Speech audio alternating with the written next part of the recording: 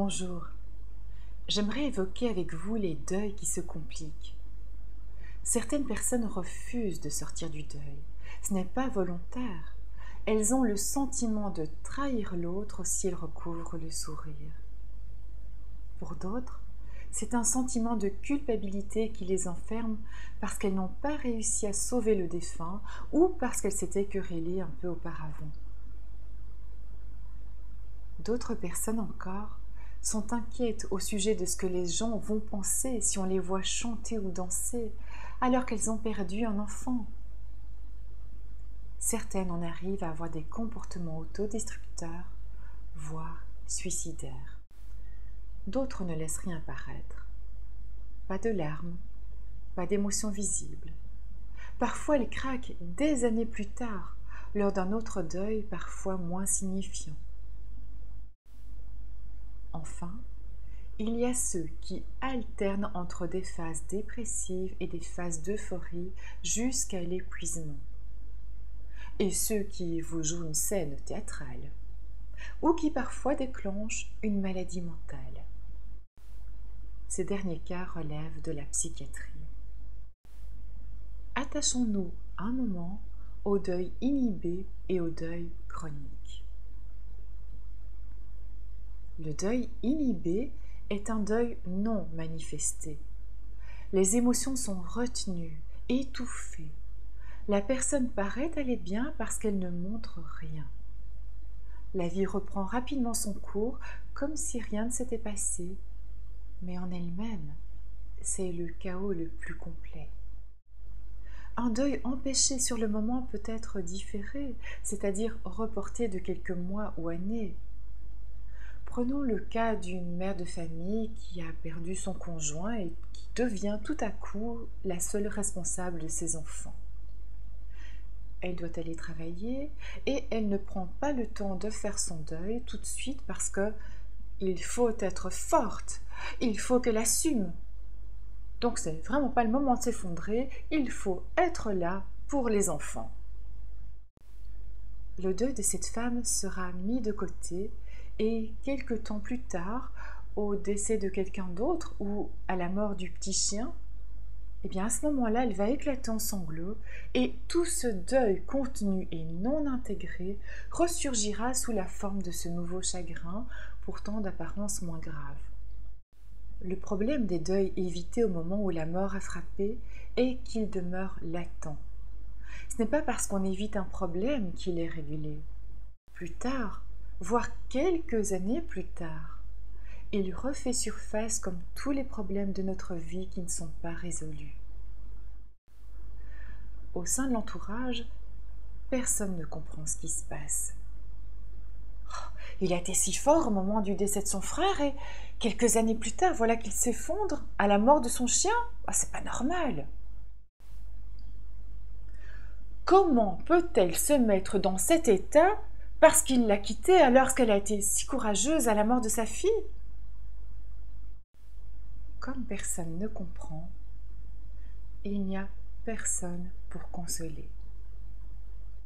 Le deuil chronique, quant à lui, est un deuil qui n'en finit pas. Il y a plusieurs raisons pour maintenir un état de mal-être profond. La peur d'oublier l'autre, comme si le fait d'aller mieux gommait les souvenirs. Penser qu'on n'a pas le droit d'être heureux sans lui ou sans elle. C'est une manière de maintenir la fidélité par les larmes et qui consiste aussi à fermer notre cœur à tout ce qui pourrait le réjouir. Refuser d'accueillir l'amour qui se présente à nous, ce serait perçu comme une trahison. Un autre motif est de voir l'épreuve du deuil comme une punition bien méritée pour tout ce qu'on a fait ou pas fait du temps où l'autre était à nos côtés. On entretient la souffrance, on la nourrit de pensées toujours tournées vers le manque ressenti ou le devoir auquel on se contraint. Pas question de sourire, pas question de croquer la vie, pas question de vivre sans l'autre. Ce sont des pensées qui se transforment rapidement en croyances, qui prennent racine et deviennent les fondations de la nouvelle vie sans l'autre. Si nous imaginons notre planète comme un immense théâtre, dont chaque personne est un acteur de la pièce qui se joue chaque jour, celui qui s'enracine dans le deuil prend le rôle du personnage qui porte le masque, victime du chagrin. Maintenir le deuil correspond au maintien de ce qui est perçu comme extérieur à soi. Mais si les faits sont extérieurs à soi, le ressenti est toujours intérieur. Il est beaucoup moins lié aux événements en tant que tels. Le deuil déclenche un processus émotionnel. Il accentue des brèches déjà présentes en soi. L'endeuillé rejette de toutes ses forces ce qui est. Or, c'est en accueillant ce qui passe dans nos vies que nous permettons justement aux émotions d'être de passage et de ne pas s'incruster. Imaginez un instant que vous êtes dans une pente montagneuse et enneigée. Un skieur glisse sur la neige devant vous. Vous le regardez passer et il est déjà hors de vue. Si vous vous étiez mis en travers de son chemin pour l'empêcher de passer, imaginez l'effort pour le retenir. Il y a l'élan de sa descente et le fait que vous soyez en pente qui rend l'effort difficile. Si de surcroît l'effort est maintenu longtemps, l'exercice est d'autant plus épuisant. Les personnes enracinées dans le deuil n'ont pas le désir d'en sortir pour toutes les raisons évoquées. La seule issue qu'elles envisagent serait de mourir à leur tour. Certaines font des tentatives de suicide, d'autres pleurent sans pouvoir être consolées, et d'autres encore se contentent de vivre une vie monotone et sans espoir.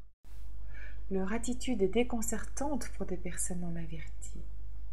Elles s'épuisent à leur contact et finissent par jeter l'éponge et les fuir. Chacun de nous est responsable de sa vie et responsable du choix de rester dans la souffrance ou de chercher à en sortir. Nous ne pouvons pas aider quelqu'un qui ne le veut pas. Nous ne pouvons pas devenir des sauveurs tout-puissants imposant à l'autre notre façon de voir le monde. Nous pouvons lui parler de possibilités existantes et l'encourager. Mais tant que la personne en deuil ne prendra pas elle-même la décision d'agir, personne ne sera en mesure de le faire pour elle. Aussi, si vous vous sentez dépassé, ne vous sentez pas obligé de tout porter seul. Parfois, il est judicieux de conseiller une autre personne et parfois un professionnel. Même la consommation de certains médicaments peut s'avérer une étape, une aide appréciable pour l'endeuillé, pour qu'il puisse entendre ce qui est proposé et accepter l'aide appropriée. Une catégorie d'individus souffrant de pathologies sous-jacentes vivront le deuil comme un éclatement de ce qu'ils maîtrisaient encore plus ou moins jusque-là. Des soins appropriés ne relèvent peut-être pas de vos compétences actuelles. N'hésitez pas à confier ces soins à d'autres. Et vous-même, si vous vous sentez submergé par la détresse de quelqu'un d'autre, faites-vous accompagner si nécessaire. Pratiquez tous les exercices d'apaisement du mental et du corps autant que possible.